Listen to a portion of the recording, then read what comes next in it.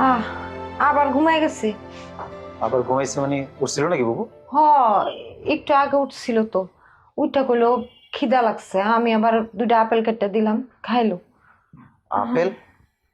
হ, ওই আপেল কেটে দিছি।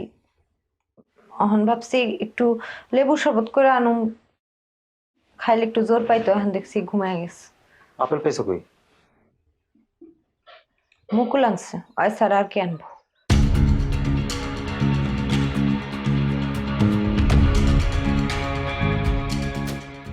এগুলো আনছে? হ, এটা কি করলি তুই? এটা কি করলি মানে? তার কোনো জিনিস এই বাড়িতে আসবো না, এটা তারে বলে দাও নাই?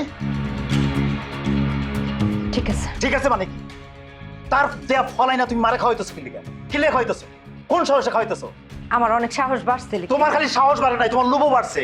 স্বামীর লাশ বিক্রি করা টাকা আসতেছে তোমার কাছে, টাকার গন্ধ তো তোমার মাথা ঠিক থাকে না, না? বকুল কি কইলি এটি তুই? এটা কি কইলি? শুন, সারাদিন এই সমস্ত আলতু ফালতু কথা কবি না। আমার শরীর এমনি ভালো না, আমি চাই না কোনো মারামারি হোক, কোনো কথা কাটাকাটি হোক। তুই একবার চিন্তা কর, এই যে আম্মা একটু আগে ঘুমের থেকে উঠলো, তার দুইটা আপেল কেটে খাওয়াইলাম, কত মজা করে খাইছে।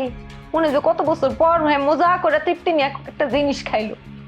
এই যে রসটা করে আনছি, এটা ওর তৃপ্তি নিয়ে খাইতো। খাইলে তো মহিলাটা বল পাইতো একটু শরীরে। আচ্ছা মানলাম, মুকুলের আনা ফল মারে খাওয়াইলাম না, বাড়িতে যা আছে তাই খাওয়াইলাম। কি আছে বাড়িতে? খোঁজ নিছস একবারও? কি আছে না আছে? কোনো বাজার আসিল না। মুকুল বাজার করে আনছে গতকাল।